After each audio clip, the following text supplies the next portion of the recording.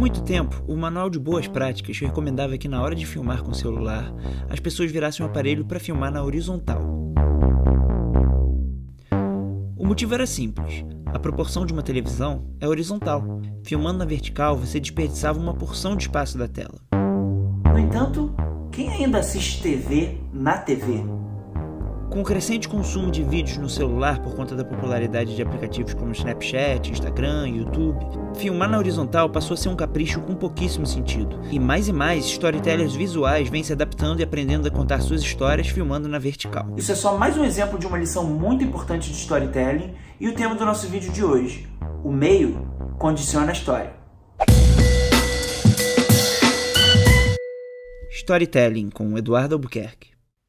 Nesses vídeos aqui vocês vão perceber que muitas vezes a gente está falando de storytelling, mas de alguma maneira a gente está falando também sobre a vida. Porque um dos traços mais marcantes da humanidade é a forma como ela é tarada pela cultura narrativa. Então, fazendo engenharia reversa, dissecando narrativas, você disseca o ser humano. Entendendo storytelling, você cria uma percepção diferente de como se expressar e como se colocar nessa narrativa que você chama de minha vida, da qual você é, ou pelo menos deveria ser, o protagonista. Pensando nisso, é importante que a gente faça uma distinção, porque se esse tema for mal interpretado, ele pode passar uma ideia perigosa. Eu não quero dizer que o meio determina a história. Não acredito que uma pessoa que nasce num lugar, ela está fadada a seguir um script pré-definido. Eu só estou dizendo que o meio condiciona a história. O que isso significa? Deixa eu dar um exemplo. A forma como você escreve um bilhete para o seu colega de quarto, ela vai ser diferente se você fizer num bilhete ou se você fizer por WhatsApp, concorda? Num bilhetinho, por conta das pequenas dimensões do post-it, você tem que ser rápido, conciso. Fulano ligou 91334666. Já no WhatsApp, você pode ser mais extenso e por ser um meio digital, você pode usar outros artifícios, tipo emoji, áudio, foto, vídeo. Colega de quarto, fulano ligou e pediu pra você dar um toque nele no 91334666, beleza? Tô saindo, só volto amanhã. Emoji berinjela, emoji diabinho, emoji paz e amor. O mesmo tem que acontecer em todos os tipos de mídia, em todos os tipos de meio que você estiver escrevendo sua história. Você tem que analisar ela, entender qual é a forma dela, entender a alma dela, para só depois você pensar, ok, levando tudo isso em conta, qual é a melhor forma de eu contar a minha história? Quer ver um exemplo muito legal de quem entendeu isso e aplicou no storytelling? Dá uma olhada nesse comercial da Geico. Don't thank me. Thank the savings. You can't skip this Geico ad because it's already over. Geico. 15 minutes could save you 15% or more on car insurance.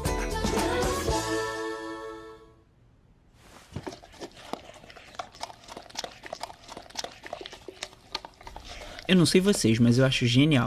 Os caras nem precisaram fazer muito.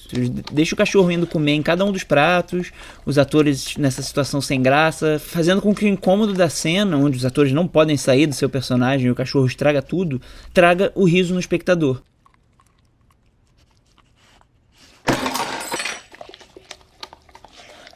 E absolutamente tudo que é usado e transmitido nesse comercial joga a favor da narrativa que eles querem criar. Tudo isso alcançado através de uma simples observação do meio onde a mensagem ia ser colocada. Através de alguém que parou para pensar e falar, já que vai pro YouTube, é melhor a gente dialogar com o YouTube, né?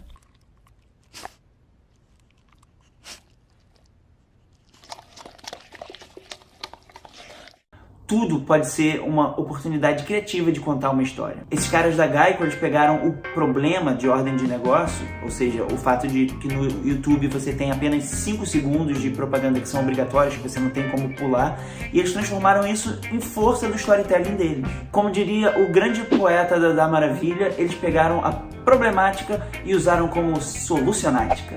Sabe, muitas vezes, e eu devo falar isso em outros vídeos, porque eu acho que é um assunto interessante, a gente acaba pegando um meio e tornando ele refém de outro. Então, por exemplo, a gente vê um livro e fica comparando o filme ao livro e vice-versa. Isso não faz o menor sentido, porque, como eu estou falando, se o meio condiciona a história, logicamente que eles vão ser diferentes, essas duas coisas, esses dois produtos em cada um desses meios vão ser completamente diferentes. Pensa só, um filme você vai consumir de uma tacada só, em mais ou menos 2 horas, enquanto um livro ele é feito em vários arcos narrativos contidos em si, ou seja, os capítulos, e ele é feito para você consumir assim em doses homeopáticas ao longo do tempo.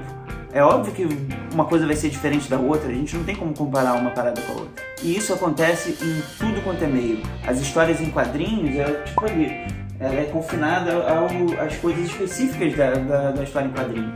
Ela tem os balões de fala, que tem um espaço determinado, então o tipo de fala que você vai botar no personagem ele tem que ser condicionado àquilo.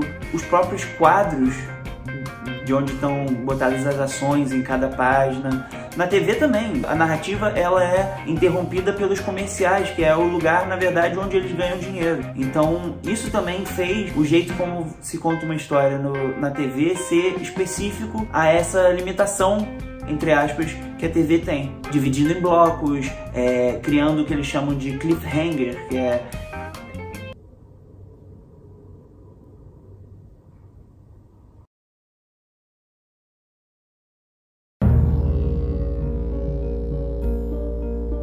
Cliff, precipício.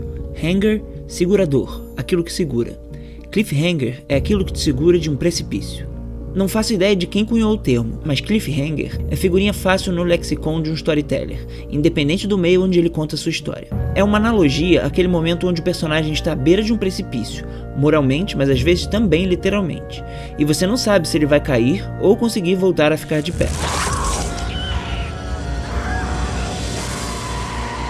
Em resumo, é um instrumento para manter o espectador, leitor, consumidor engajado com a narrativa e longe do mundo externo, longe do mundo real.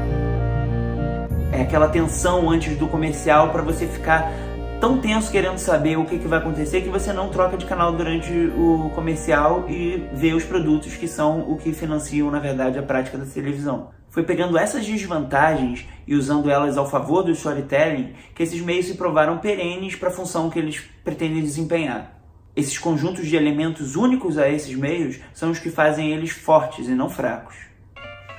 Pensando nisso tudo e levando para a vida, se você está querendo criar uma história, e lembre-se, criar uma história não é literalmente sentar no computador e começar a digitar uma historinha. Lembre-se que a narrativa é vida. Se posicionar para uma promoção no emprego é criar uma história. Conquistar o amor de uma pessoa é criar uma história. Se curar e esquecer o que passou é criar uma nova história. Enfim, se você está querendo criar uma história, pensa bem, analisa qual meio que você está querendo contar essa história. Vê quais são as dificuldades deles e abraça essas dificuldades. Não foge não. Pensa de forma criativa o que você pode fazer com aquilo, como você pode ressignificar aquela dificuldade. Faz como um lutador de judô e usa a força do adversário para derrubar ele. Storytelling com Eduardo Albuquerque. Ironicamente, esse vídeo eu fiz ele deitado, na horizontal. Mas de certa maneira, na verdade, eu estou tentando hackear o meio pensando nas especificidades dele. Eu sei que a maioria vai assistir pelo celular, mas como isso é uma aula e eu acho que a gente tem que prestar mais atenção, eu faço ele deitado para ou você assistir no computador e sentado, prestando atenção e tudo mais, ou você virar a tela e com isso assim ter menos coisa acontecendo, aparecendo ali no celular. Mas diz aí, o que você achou da aula de hoje? Você achou maneiro? Se você gostou, me manda uma mensagem. Se você amou, manda uma mensagem para algum amigo seu falando que ele tem que se inscrever aqui no Patreon. E se você não gostou, aí baixa caso, né? Tipo, passa para outra coisa. Bom, na verdade, se você não gostou, você nem deve ter chegado até aqui. Mas deu hora, então valeu, até a próxima.